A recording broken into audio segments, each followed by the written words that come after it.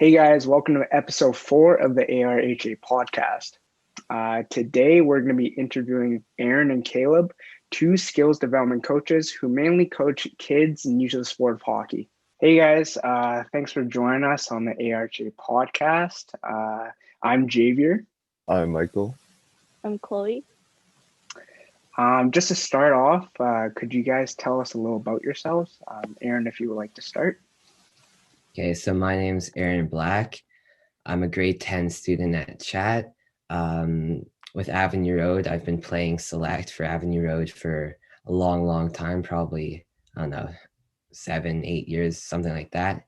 And last year I began refereeing Avenue Road House League games, and I also started coaching younger players at Avenue Road with Caleb. Nice. Caleb? I'm Caleb Schuster-Hyman. I'm also in grade 10 going to Chat. I've been playing Avenue Road for a while, just House League. And this year as well, I started doing lessons with kids at Avenue Road. Nice. What was it about Avenue Road that made you guys want to start coaching young hockey players? Well, for me, I guess I started to realize how much of an impact my coaches have had on me throughout my hockey career, I guess. And I wanted to give back to the community and try and have as much of an influence on younger kids as my coaches had on me. That was great. Yeah, it's like similar, but we've been playing like for so long, and we've went through so many coaches, and they've all really like helped me and I guess Aaron too to get better. And it's really cool how we are able to get the chance to do that too. Mm-hmm. That's amazing. Yeah. I played hockey growing up as well, and I remember all my different coaches, just how they affected me, how they taught me so much growing up.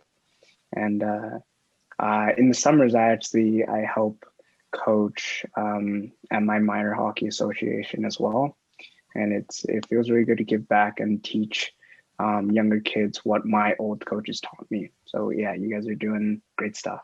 Mm-hmm.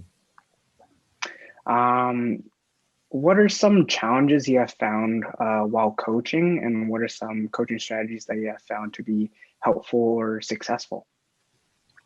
I think controlling a large group is pretty challenging, especially when everyone wants to like play and do mostly like fun activities and just fool around. But I think what helps is including some games and like a few interactive things that really help engage them. Mm-hmm. Yeah, similar to what Caleb said, like these young kids, they just want to have a good time. They want to shoot pucks around. They just want to hang out with their friends. They're not really interested in the hard drills and stuff, which is understandable. I mean, Caleb and I were probably the same way when we were younger too. And but a strategy that I think has helped us is just using games and like mini competitions interspersed throughout the drills. And I think by doing this, the kids understand like it's a different mindset for them, and they don't really feel like they're doing a drill, which helps them not only improve but also have a good time at the same time. Mm-hmm.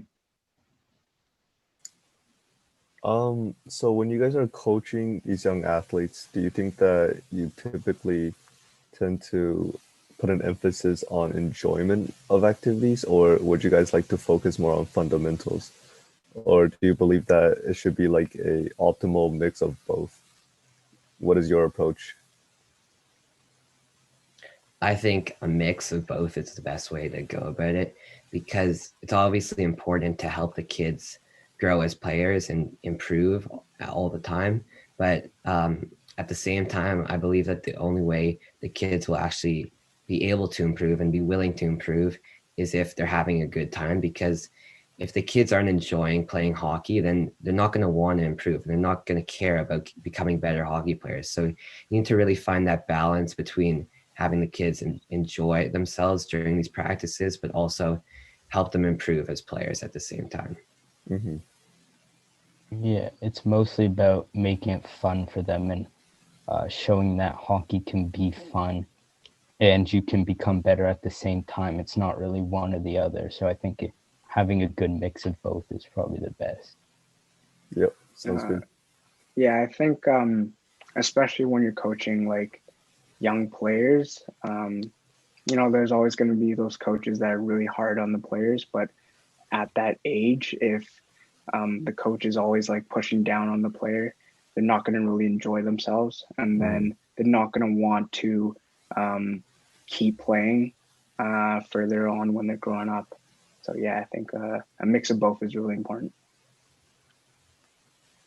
So how has your experience in sport helped you in school or in the workplace?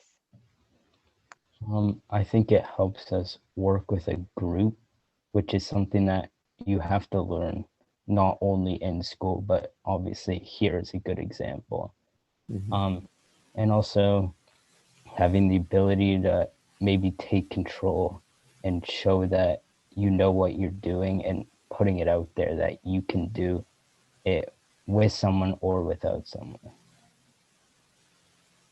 Yeah, in addition to what Caleb said, I feel like just playing any sport is really important for everyone, especially during this crazy time. And I think that sport has the ability to take your mind off of anything stressful that you're thinking of.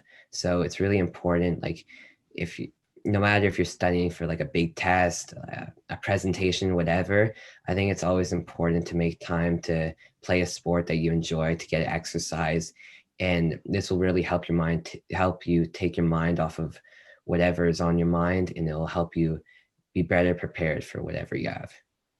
Mm-hmm. Yeah, I Yeah, understand that. Like, even right now, because we've been stuck inside for so long, I've just recently picked up gymming again, and it's really helped me to focus in school for sure. It's like, it's a nice little stress reliever, you know. I understand. mm-hmm.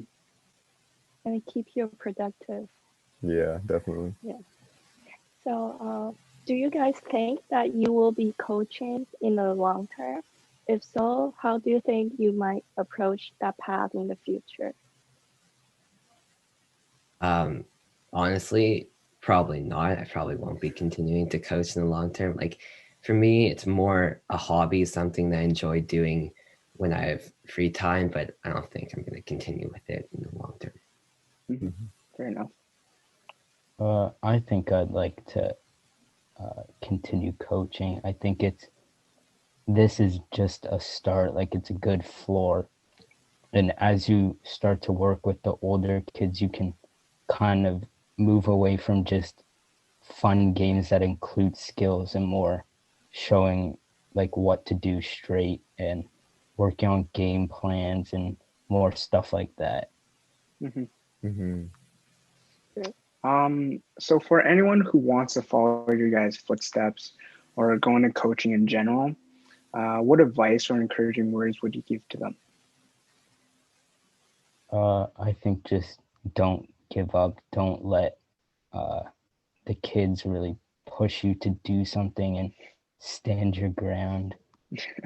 And that's pretty much it. If you can like figure it out on your own, that's probably the best because you learn your style and the way you want to move things around.